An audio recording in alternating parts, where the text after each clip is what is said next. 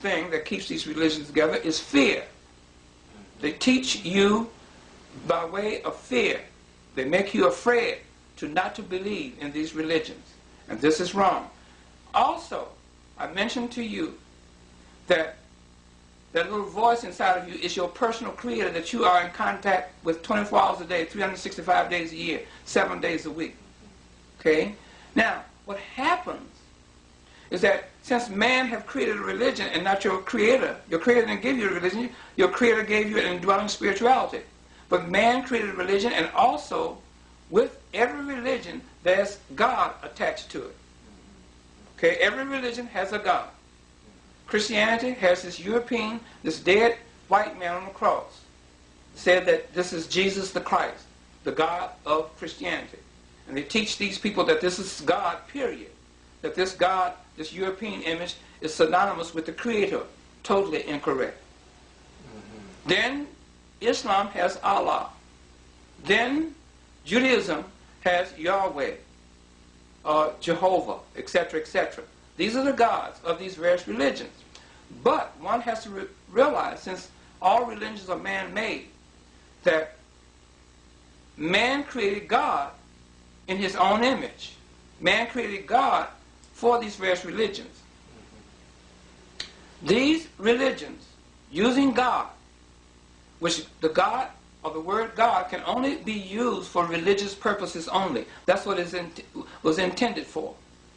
Now, what happens to an individual who embraces a religion is that they entice that human being to come outside of them, of their spiritual power, of their indwelling spirituality that their Creator gave them at the time of their birth, to come outside of that, and what they give you in its place of your indwelling spirituality and your Creator, in other words, it disconnects you from your Creator, that they give you God in its place. So therefore, you take all that spiritual power that your Creator gave you free at the time of your birth, and you inject it into this dead God, or this dead white man on the cross, or into some kind of Allah, or some kind of Jehovah, and etc., etc. You see? So therefore, this keeps us into total confusion. We can never find our way back to our ancestral roots and our ancestors as being the great people that they are, the ancient Egyptians. We have to go and find our way back to ancient Egypt. That's what we have to do. No place, no other country in Africa will give us back our greatness, but the culture, the civilization that was created in Egypt during the time of antiquity by an African people that is known to us today as the ancient Egyptians. Brother Williams,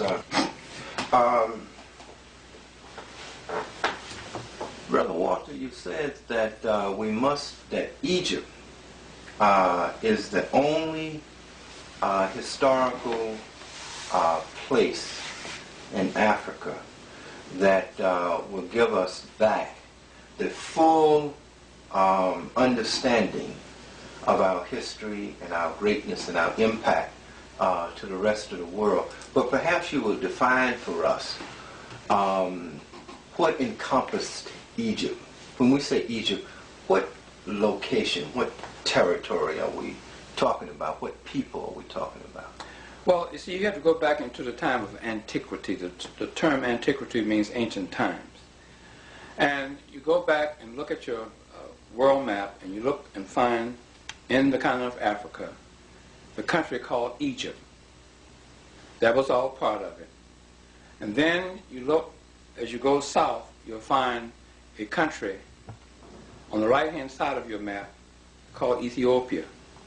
And then you look on the left-hand side, across from Ethiopia is the Sudan. And then you will understand that inside of Egypt, there were living a people called Nubians. So what I'm saying is that the Nubians, the ancient Egyptians, the Ethiopian, the Sudanese who live in the Sudan are all one and the same, simply because they made up what is known as the Nile Valley civilization. The ancient Egyptian had ancient Egyptian African Commonwealth.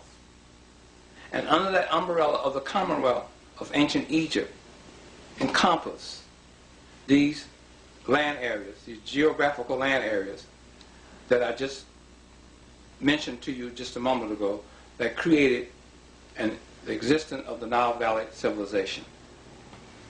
I'd like to ask you as a beginning point, because I think that this is going to be a very exciting and explosive exploration. We're talking about history. But you just laid out for me history. When history began, who wrote history, how it evolved.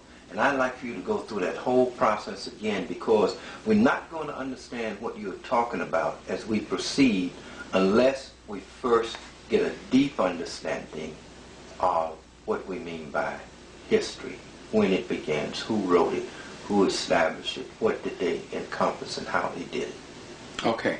First place, you have to go back and understand that the ancient Egyptians were the only people during the time of antiquity that had invented a writing form. They invented 3 forms of writing that we know of today. And those forms of writing is known as the Medu Neter hieroglyphics, which are pictorial symbols. And the second form is known as the hieratic demotic, which is a cursive form. And the third is the phonetic writing, or the printed form, called the phonetic script. Sometimes it's misnomer and called the Phoenician script. There's no such thing as a Phoenician, because Phoenicians leads you back to the Canaanites and the Israelites, and that leads you back to Bible literature, and you cannot use the Bible to establish any form of history. Mm-hmm. Okay, in fact, I take the Bible in my lectures and throw it in the garbage can because it's historically worthless. Mm-hmm.